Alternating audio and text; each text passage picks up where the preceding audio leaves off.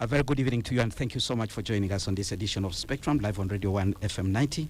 We are broadcasting from the Central Building here in the heart of our city, Kampala, live on our website, which is www.radio1fm90.com. You click on the icon with the word Listen Live.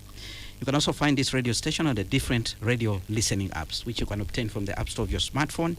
Download, look for Radio 1 FM 90, and as long as you have an internet connection, you'll be able to listen to us from anywhere across this globe. Radio 1 is also offering you another opportunity to listen to its quality programming via your TV set. That's if you have a DSTV connection, you look for audio channel 897. Do join us in our discussion by sharing with us your view. It could be a question or comment via the WhatsApp line 0703 090 090, and the panelists in studio will respond to you depending on what you will have put across. My name is Kenneth Anderson Lukwago, your host, and today we'll be looking at the urgent need to counter online backlash in Uganda. Well, there's a school of thought that has emerged suggesting that the progress towards gender equality is under threat, with political social shifts fueling patriarchal backlash that seeks to undermine women's rights and shrink the civic space. Now, this school of thought points to the fact that around the world, feminist activists and organizations face increasing attacks aimed at silencing their advocacy, reinforcing traditional gender roles, and disempowering movements for gender justice. It's now believed that there is a gender backlash in form of online harassment, censorship of gender discourse, to restrict policies on reproductive rights and women's leadership, among others. Now, this growing backlash is said to be infringing on the digital rights of women and girls, limiting their access to online opportunities and excluding them from the benefits of the digital space. So tonight, I have 4 young people here in studio to discuss this matter under the theme Reclaiming Gender Justice in the Digital Age, Countering Backlash, and Advancing Digital Rights and Equity. I'm going to allow them to introduce themselves. I'll begin with you, gentlemen. Yes, good evening, listeners, and good evening, Anderson. My name is Peter Ngom, and from the Women of Uganda Network, Ugnet. Thank you so much. All right. Happy to be here. Yes. On my left. Yes, my beautiful name is Carol Nyangoma Mukisa. I'm a team leader at Warm Hearts Foundation, which is a partner to Ugnet.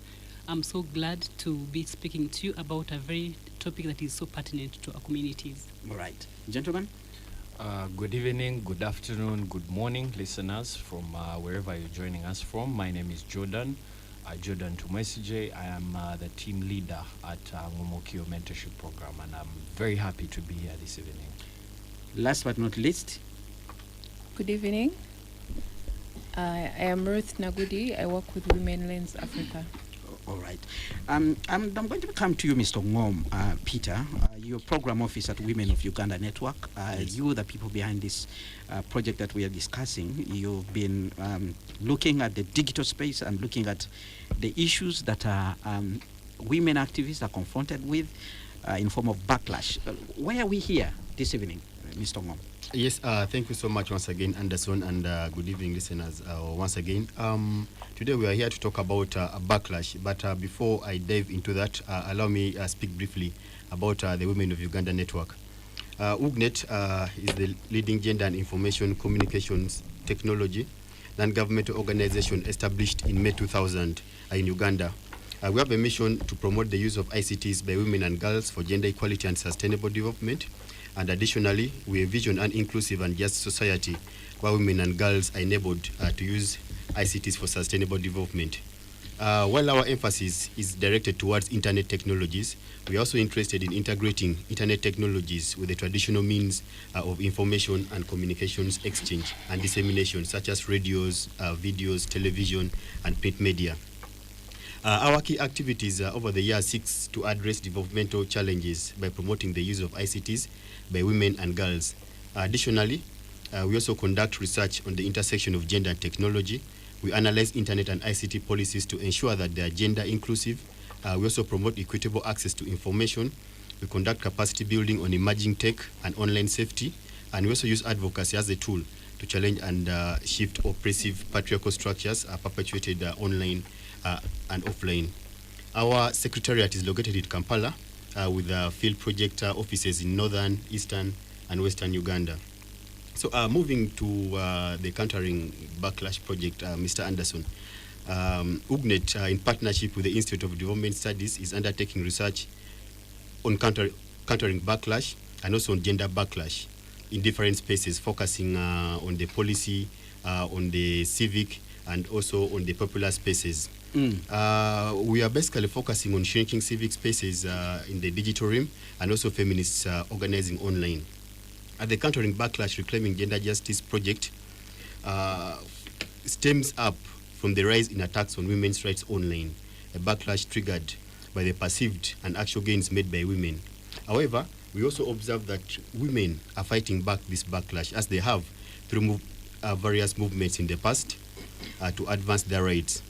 So, as UGNET, we are investigating when, how, and why backlash has been triggered over the years and how gender justice actors have withstood these challenges and succeeded in holding onto their gains. To move on, we also realize that as the internet becomes more accessible globally nowadays, many feminist groups and individuals organizing nowadays take place in digital spaces. Various meetings take place in online spaces. Various movements take place in online spaces. However, digital activism is also met with backlash and resistance, both in new and old forms as well. So a major part of our research project is to examine the backlash faced by women and gender rights activists in the digital spaces in response and in respect to the domains of feminist organizing online and shrinking civic spaces. And we also seek to identify the resisting forces against gender justice and equality. We are conducting an in-depth research study into the key sectors, key actors, underlying factors, interests, and power dynamics involved in the ongoing online backlash, utilizing the policy mapping and observatory approach methodology. This research methodology is also supplemented by various project activities such as digital security trainings, such as feminist trainings, such as multi-stakeholder trainings, and also radio talk shows. Our analysis also seeks to understand whether certain groups are intentionally orchestrating these attacks and to map the spaces where such backlash is most prevalent. All right. Thank you very much for giving us a deep background. Now we understand what exactly we're dealing with. But for a common person who is listening to this program and does not understand what online backlash is, how would you describe it, Carol? Yes, online backlash to me, or in a layman's language, simply means the resistance, or I will call them the no's, N-O, the resistance that comes because, or that is geared towards frustrating efforts of women to have a presence online. How? This has been done in very many ways, and one of them is actually cyberbullying. Cyberbullying is when we receive insults because we are women actually, or because we are females, you know. For instance, we have seen, I will use very many examples because they can demonstrate this clearly, especially for those who are online. We have always seen someone post meat, like just meat from the butcher, and they are asking who is selling, you know. So basically, we are more of like we work in a butcher as women because they assume that we are selling meat. Meat is our bodies. So our bodies have been reduced to meat that actually we eat in different hotels. I don't understand. You said somebody posts meat in a butcher. In a butcher. How is that then connected to your body? To my body, in the sense that we women, the women have been lensed or looked at as meat sellers or body sellers or prostitutes. Okay? And they are selling meat, their bodies. Okay? So what am I saying? For some of us, or for very many women, they are always hesitant to utilize their online spaces for fear of such backlash, for fear of such fights, for fear of such insults. Okay? You can even post just your mere picture, and it is interpreted in very many ways. We have seen very many political aspirants who are females that have been questioned in very many ways. How come, Carol, you're not using your husband's name? How come you're contesting when you're not married? And those are the questions that are not asked to the men. So why UGNET and its partners are here is to make sure that women are encouraged to utilize their online spaces in a way that is safe, in a way that is secure, in a way that is less threatening. Why? Because statistics actually show that 55% of men can access internet in Uganda as compared to 37% of women. Now, the variance of 18% simply shows that there is still a huge gap on our presence online, because we are scared, you know, of how we are interpreted as sex objects, as meat sellers, you know. So that's why when you see our presence online, it is always limited, because we do not know what is going to come from our perpetrators, who are commonly men. All right, Carol, staying with you, what would you tell somebody who actually says that this kind of backlash sometimes is invited by you, depending on the kind of pictures that you're posting? I have seen commentaries online. You know, people will gang up and talk about a picture of a half-naked woman or something like that. There are slangs now online. They'll talk about nyash, nyashless. We're seeing these things. And sometimes it goes back to how you've presented yourself. And in the era of freedom of speech, information, and expression, there are responsibilities, one would say. Thank you so much. And maybe I would also love to know from you, Mr. Lukwago. Yes, please. Who defines nakedness? Who gives a yardstick of how naked someone can be, or how decent? Because we do not have actually a law in Uganda that clearly defines what the word decent means. So we are of different distance. And when we talk about inclusion, we actually mean that inclusion means that we need to recognize our differences as a community. One would say decency is what is generally acceptable in society. According to who? Society norms. Society norms are actually defined by you and me. Society norms are defined by your instincts, by your beliefs. Because now, for instance, I'm going to use an example. If a Muslim looks at me like how I'm dressed, they will think actually I'm indecent because I've not covered up my head and all that. That's religious. Exactly. So, but it's these religious beliefs that actually influence on how we judge our communities.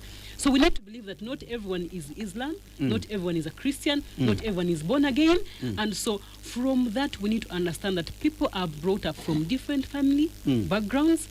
People believe things in different ways. And so we need to accept women the way they are by mere not judging them on how they dress. All right, let's bring it Jordan. Jordan, your understanding of backlash, and if you can also share examples. But generally, as Carol was, submitting, there's a perception that this backlash is mainly driven by men. Is that a fact, or it's both ways, Jordan? Yeah, online backlash has mainly been perpetrated by men. That is actually true.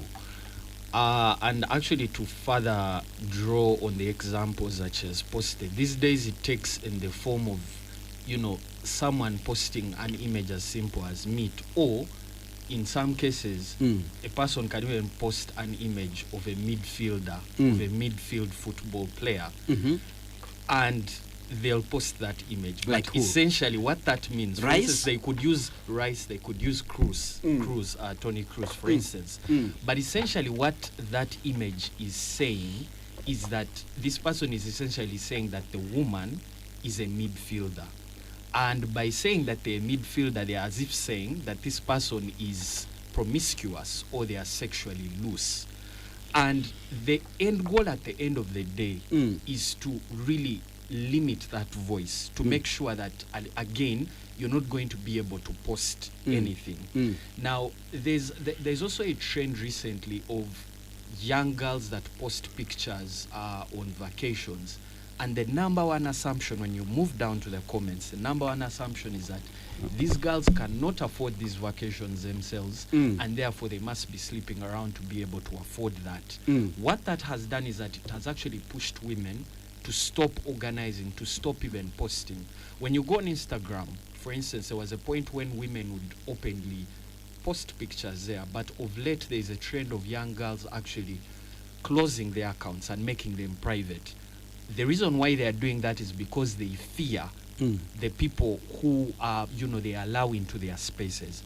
But it's also actually true that online backlash has also, men have also faced online backlash. And that's why it's important for us as men to challenge some of these notions, because today it will look like it has come out to affect a woman, but tomorrow it actually turns against you. There's a colleague, we were talking about him before we came to studio, who shared a challenge that he had online. And people, now the backlash turned to him and He were did saying, have the challenge online. It was actually in his home state. Exactly. And then he brought it online. And there he did so bring many, it, actually, the people who reported him online. Exactly. Yeah.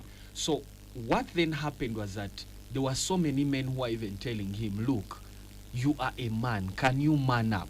Can you actually man up? But this man is saying, this is a challenge I'm actually facing. And he actually came to sort of be able to draw some level of sympathy online. So for me, this system of online backlash is genderless. It does not want to know whether you're a woman or you're a man. And that's why it's important for men to also join hands with women to be able to actually call it out and to counter that backlash. All right. Let me come to you, Ruth Nagudi, co-founder and director, Women Lens Africa. One would say probably as young people or as Africans, we have misunderstood the internet. We basically do not understand what we should be doing there. I've seen discussions, and I've heard even from government officials, I've heard from leaders, youth leaders, and people like you actually say the internet is supposed to be used as an income generating avenue. But the way we use the internet here in Africa probably could be a problem. Let's bring it even here in Uganda. People will say, you post nonsense, they get back to you with nonsense. Have we understood the value of the internet and act on it or work with it responsibly to avoid the backlash? There are two incidences here that I look at. One thing we tend to forget is that our physical lives here on being offline, they are reflected online. What happens in the physical life is simply what is reflected online. What you see going online, the conversations, the narratives, the trends, they're just a reflection of our society. Media is a mirror of society. And now we have moved past radios, televisions. We are now on social media. So what you see happening on social media is driven by what is happening here in the physical. If these people are talking nonsense, it is what they are doing here. If they are posting insulting women, it is what is done in the physical. This is what we have had in society. I know you usually hate when I use the word patriarchal system, but that is what it is. We are dealing with power imbalances. Again, those are words that people hate to hear, but we are in a society where men have been programmed to be at a higher level than women. Programmed by who? Programmed by the society. Building blocks of gender is number one, culture. Number two, religion. So all those things have influenced. You find that they will tell a woman, you're not supposed to talk like this, you're not supposed to sit like this, you're not supposed to dress like this. Everything that a woman does is dictated. The same way as men, they will tell a man, you're not supposed to cry, you're supposed to be strong. Man up. You're not supposed to do certain things. Now, even whenever a man posts his get ready with me, and he says, they see him cleansing his face, maybe putting maybe toner, spraying himself, they'll post a rainbow. So now people speak without speaking. They'll post something symbolic to show what they're trying to mean.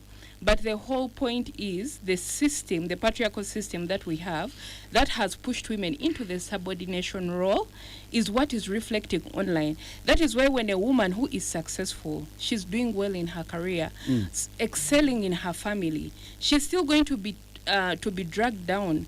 If a woman is doing well in her career, at least they'll call her old or ugly. But they're not going to post flowers or uploads as saying, you're doing well, because they feel like she should not be here. She should not be here because the system on ground, the patriarchal system that we are inclined to, does not permit women to be like that.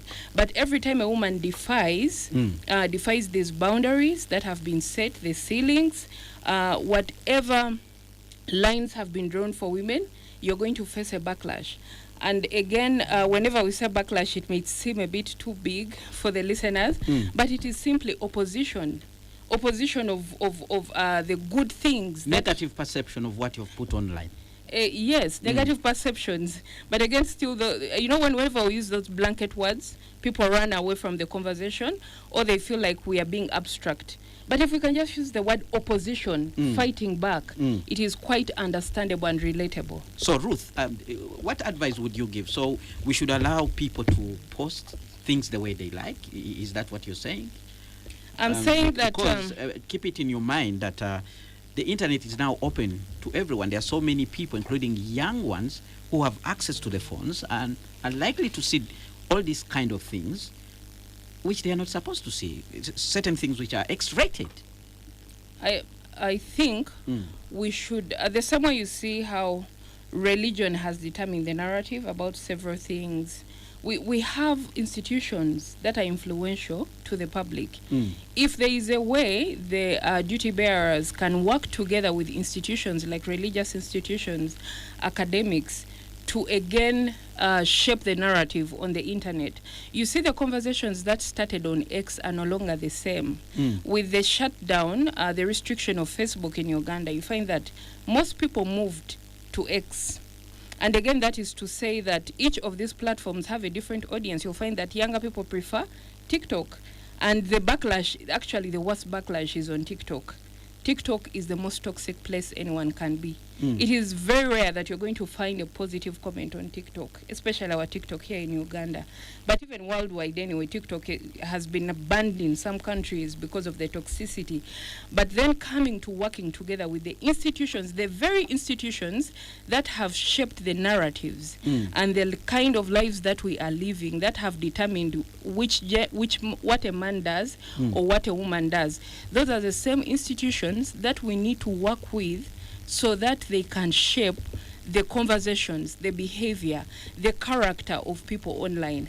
And we can see that in some places, maybe like in schools, someone will post because they fear that maybe my career could be at stake or my lecturer could see this and then they will misinterpret me.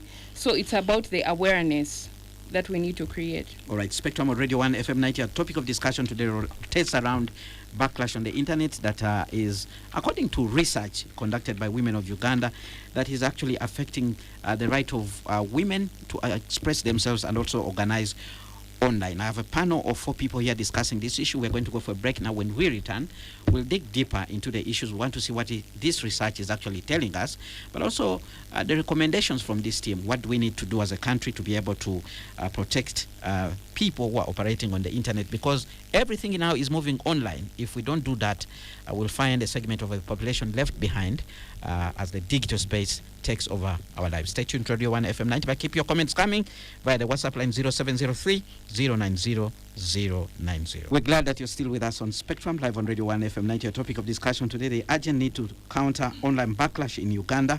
Our discussion is rotating around a project that is being implemented by Women of Uganda Network under the theme Reclaiming Gender Justice in the Digital Age, Countering Backlash and Advancing Digital Rights and Equity. There are findings from this organization that suggest that we have this problem in our country. The guest this evening, Ms. Ruth Nagudi, co-founder and director, Women Lens Africa, Mr. Jordan Tumwesige, team leader, Ngumokio Mentorship Program, Ms. Carol Nyangoma, executive director, Warm Hearts, and then Mr. Peter Ongom, program officer, Women of Uganda Network. Now, Peter, very quickly tell us, what are some of the key findings you have so far since you've been conducting research under this project? Yes, thank you so much, Anderson. From our preliminary research findings, which we're actually conducting using the policy mapping and observatory methodologies, we note that this backlash is not exclusively targeted at women and girls. Men are also affected, albeit in different and often overlooked ways. In short, this backlash does not segregate whether you're a politician, whether you're a doctor, whether you're a young person, whether you're an old person, whether you're a pastor. It does not segregate. Can you give an example how men are actually targeted, how they suffer this backlash? What have you seen? some of the, the content that you've seen online. Yes, Anderson, I would actually give you a live example now. One of our findings, preliminary findings, states that one of the major backlash currently taking place is gender disinformation. And we observe that Uganda is moving towards the period of elections. We have a general elections coming up next year, and gender disinformation has started cropping up.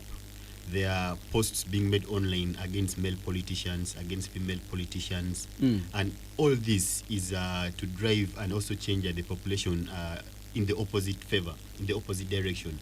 So gender disinformation and also misinformation is weaponized to silence voices, distort public discourse, and undermine democratic participation. So gender disinformation is one clear example that I can give you as an example of backlash targeted at both men and women. And that is currently taking place in online spaces as Uganda moves towards the general elections. Gender disinformation is simply writing things that are false about an individual, not so? Yes. So it's in the context of the politics, that's what you're saying? Intentional. Yeah. But now I want to ask you a question, you people. We have authorities in this country that deal with these issues, including online-related crime. We have cyber laws in this country.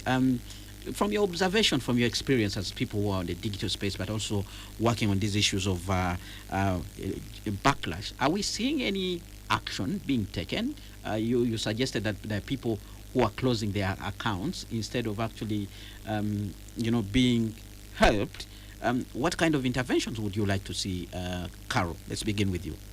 Yes, just like my colleague mentioned, the issue of gender backlash is actually more physical than online. It starts from the physical. So there is need to approach this with a dimensional approach. What am I saying? With a number of tools. Number one, most of these abusers online are actually idle and employed and unemployed. But they have data. They have data, but that does not guarantee actually that there are meaningful employment opportunities. Many times it's idleness. It's very, very hard for someone to be very busy in a meaningful employment opportunity, and they're actually they are abusing and insulting.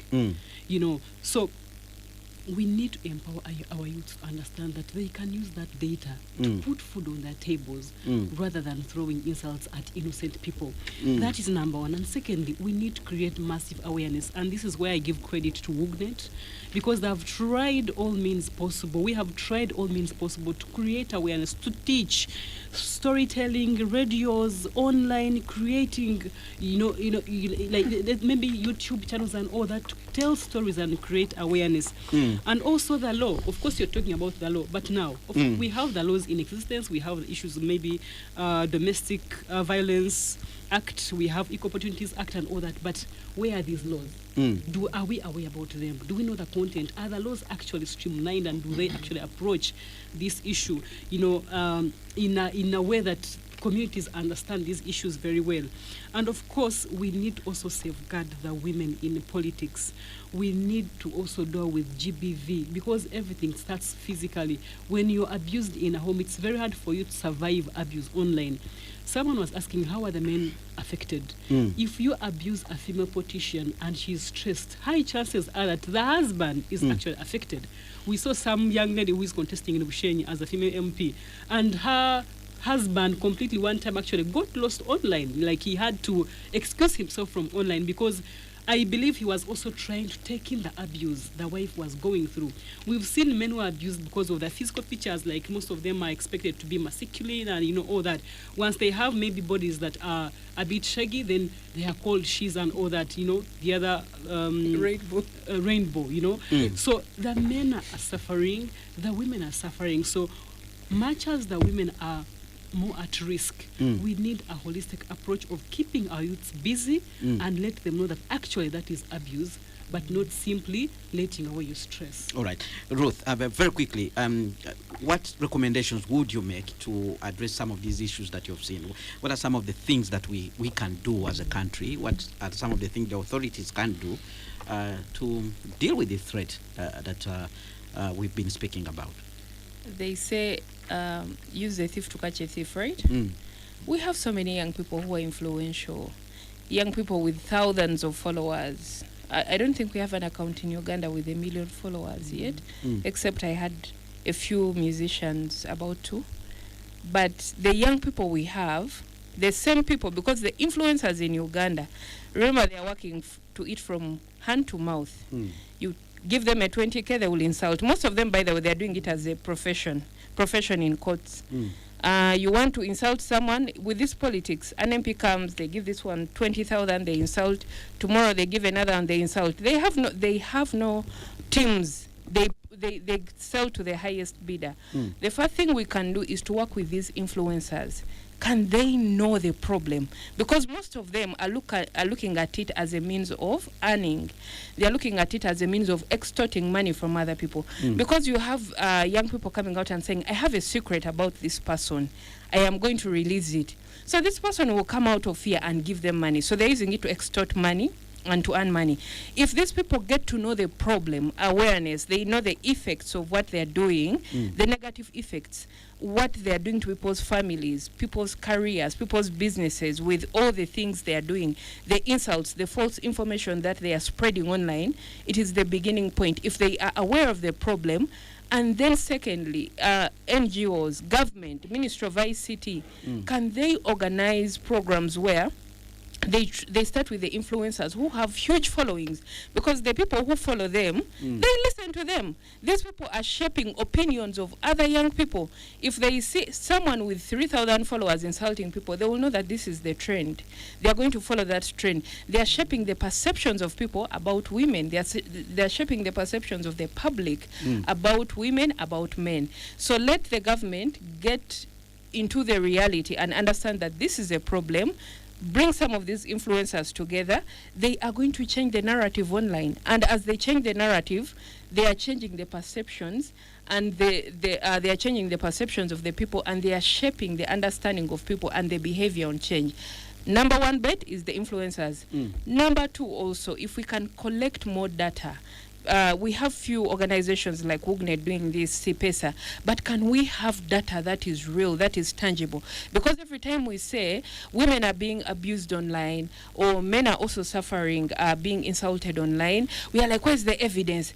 No, we were just, people be joking. They're just doing this, but there is no concrete data about the effect, the impact. People are not coming out to tell their stories. Women are just shutting down their accounts. They're just shunning. They're just losing their jobs and going away from the public radar.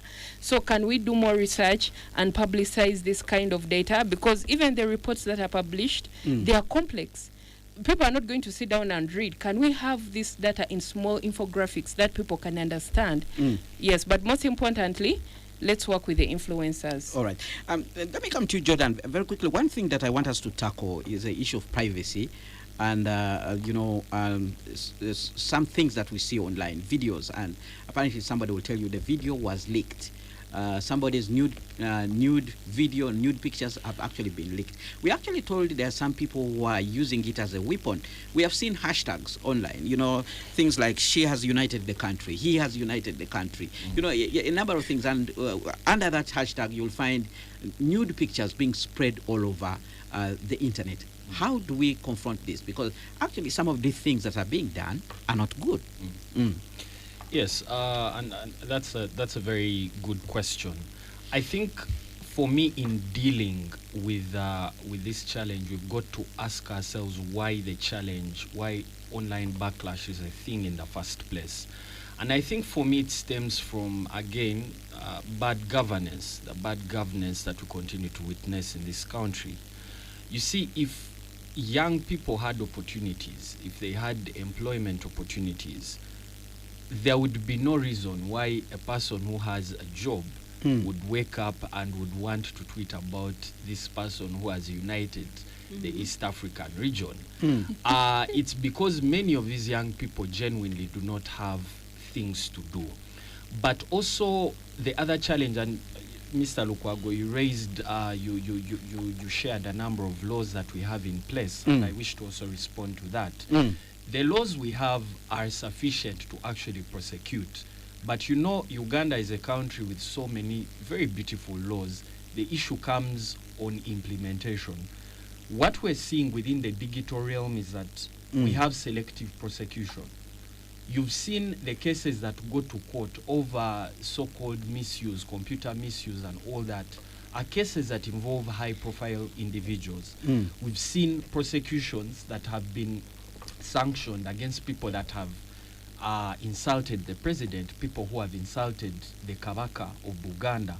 But when other small fish try to raise these issues, they are really not taken seriously. So the selective prosecution is also a problem that we need to actually deal with, and hopefully it will actually result in more in a better environment where we're able to actually counter the backlash.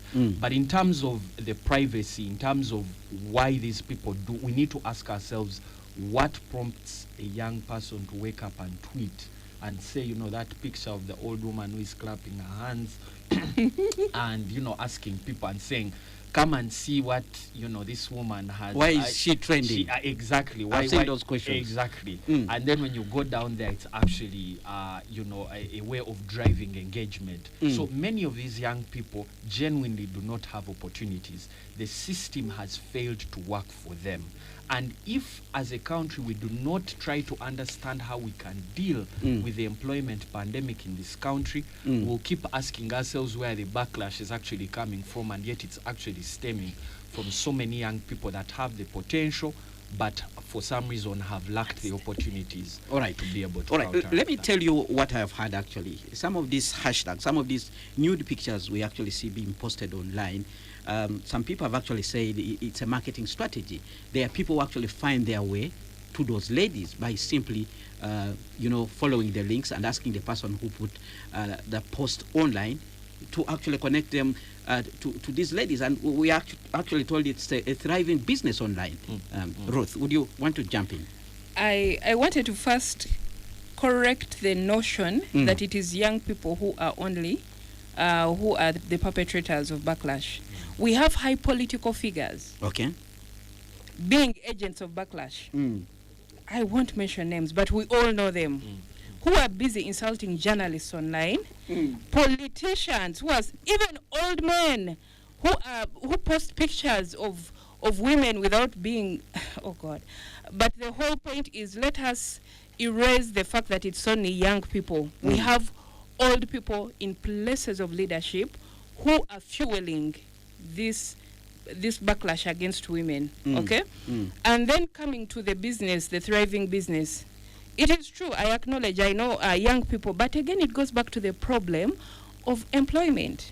Young girls are doing this because it is like a form of employment, but it doesn't mean that it is right. The whole point is, let everybody do their part to be responsible, to use the internet responsibly. All right. We have comments coming in from listeners, and I want to read some of them as we continue with this discussion. We have a comment coming in from Moses Watasa, who is the Commissioner of Communication from the Minister of ICT, Minister of Information, ICT and National Guidance. And he says, good program, interesting insights. And he says the ministry has stepped up its presence in the digital space. We are working with influencers and are open to conversation about having more of them on board. Our doors are open. Is this kind of strategic relationship that you would want to build to work with the ministry to be able to deal with these things? Women of Uganda. Yes, thank you so much, Mr. Anderson. The hostile environment driven by backlash is already driving many people out of digital spaces, be it politicians, be it university students, marginalized women and young girls.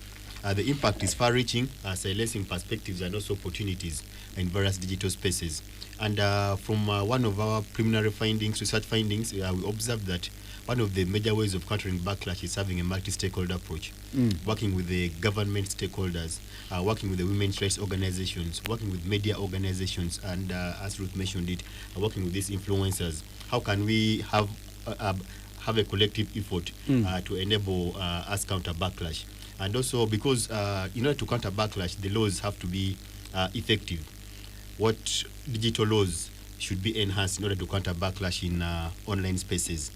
But as I'm still talking about ways of countering backlash, especially with the multi-stakeholder approach, one of the key ways we can also effectively counter backlash is through enhancing ourselves with critical digital security skills and online safety, as this is one of the key ways we can protect ourselves online. It also enables us not only to recognize and resist these attacks, but also to proactively counter backlash and reclaim safe, inclusive digital platforms. And as UGNET, we've developed education guides, we've developed digital security manuals, we've developed online safety manuals, which politicians, journalists, students, and the broader communities can use in order to protect themselves online and also to counter backlash online. All right. We have more comments coming in. I'm going to read them out and then we will go around the table. Ben on Fred Twinamas Colvice and said, let's face it, most women on X and other social media outlets post clips when they are shaking their bums, and some post asking, what do you think of what you see?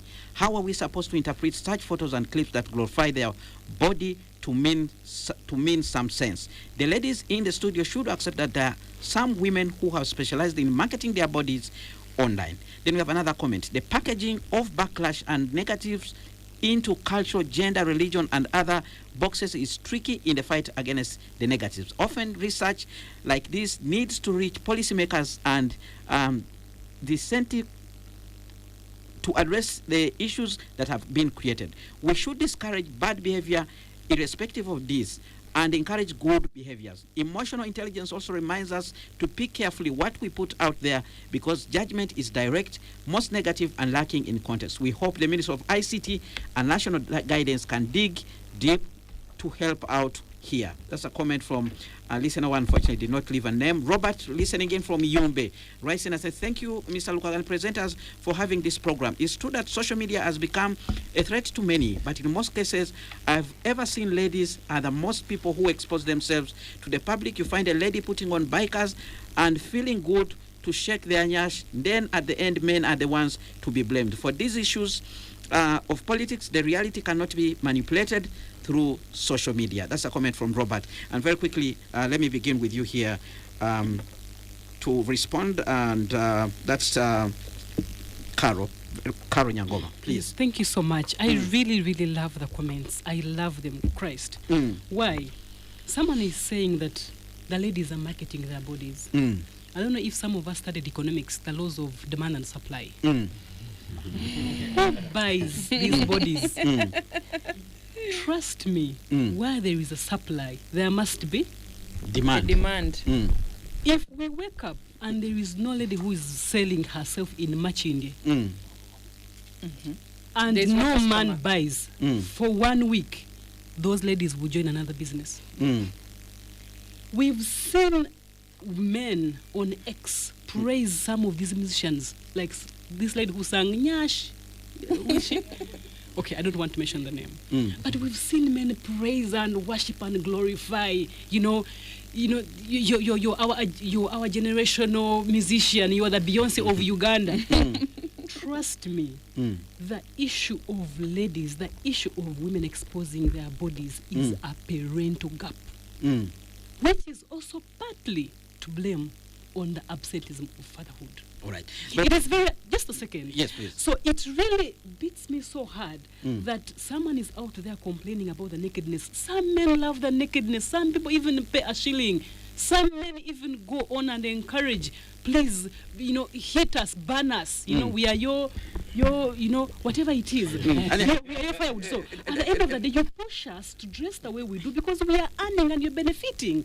But those who don't support the issue of the so-called nakedness, then they should go back and love their families. The best way we can, by the way, talk about the influencers. These influencers will eat your money. They will influence for the whole week, but the next day they will go back to the business as usual. Mostly, these influencers are painkillers. The real problem is in our society, in our communities, in our homes. How are we raising our children? How are we raising our daughters? We are leaving them and we are minding about earning money. In the 15 years' time to come, we shall be crying. All right, more comments and then we'll go around the table. Okelo Patrick Bonyo, listening in from Busega. The matter is too much freedom and democracy is the genesis of this scenario in our society. Moral decay didn't start last year, but it started gradually as both parents and leaders watch as the children degenerate to where we are now. It will settle as time goes on, but not as quickly as we may want it. And then we have another comment: a system that suffocates dissenting voices drives the dissent underground. Some of these abuses are a result of people failing to find space to express themselves and to be heard. Let's go around the table. Okay. Number one, this the people selling and buying. I knew that would scratch you. That would scratch me. But I would like to borrow the words of my science teacher in primary. When we reached reproductive health as a topic, people were laughing, and he told us, no, every body part is the same as the hand. Why are you laughing?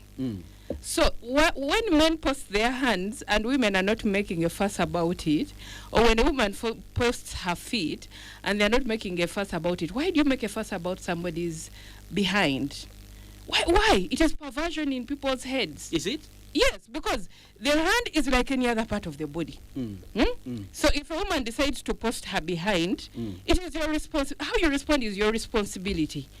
If the person has posted, your response is your responsibility. Let us not put the responsibility on also the poster. poster. The question is, once you post such a picture, shouldn't you also be, have a thick skin when people make negative comments? There will be those praising you, and those who will be saying, exactly. Look at her bad body. You'll expect mixed reactions. That's the whole point. But this is not to say that I'm encouraging it. I'm just pushing for responsible responses to such things. And then also the internet is a hub of so many things. It has whatever interest someone has. Right. It depends on how you use it and which way you use it. All right, I want to respond to that lady who said that quickly. it is hard to integrate religious and culture. I want to tell her that it is possible. In Uganda specifically, we are still so inclined to religion and to culture. If a sheikh stands up in a mosque and says, young people, mususo kuvuma abantu, you've gone overboard, you're doing this, they're going to listen. Right. If a pastor stands up and says it, they are going to listen. It may not be immediate, the effect may not be immediate, but they will. If academic institutions take their place and also speak about it, it is going to finally get into the system. Right. Just like all the other things, just like colonialism, just like we talk about sexual reproductive health in schools, it can also be enshrined into the foundation of our system. All right, very quickly, let's hear your comments, response in 1 minute, and then we have closing remarks from the women of Uganda. Very quickly. Thank you, Anderson. It always perturbs me when people say, I was there chilling, and then for some reason these images found their way onto my timeline. Social media has now evolved to a point where you can determine what appears on your timeline. Okay. And so for me, I do not think it is an excuse enough to say, for some reason, some of these pictures find their way here, to just build up on the point of demand and supply that my sister did talk about earlier. All right, very quickly, we have the closing remarks from you, Peter, as we come to the end of the show. Yes, thank you so much, Anderson. I just want to respond to a comment that came in that perhaps in the future, this backlash is going to diminish or will not exist. That is extremely wrong, because as you see, we have emerging technologies now coming up. We have the likes of artificial intelligence coming up, and these technologies also will come with other forms of backlash in online spaces. As you observe that in the 1940s we had artificial intelligence. All right. For example, look at the Turing test, etc. But this AI has kept on evolving up to now, and right now we're just basically using the basic AI. Imagine in the coming years how this is going to be. All right, and unfortunately time is not our best ally. We have to bring this discussion to an end. Thank you very much, gentlemen and ladies, for sparing time to be here to discuss with us. Thank you very much, dear listeners, for tuning in but also contributing to this discussion. I've been your host, Kenneth Anderson Lukwag. Up next we have the news in English with Miss Josephine Dagano. Thereafter we'll have the Soul Train with BB.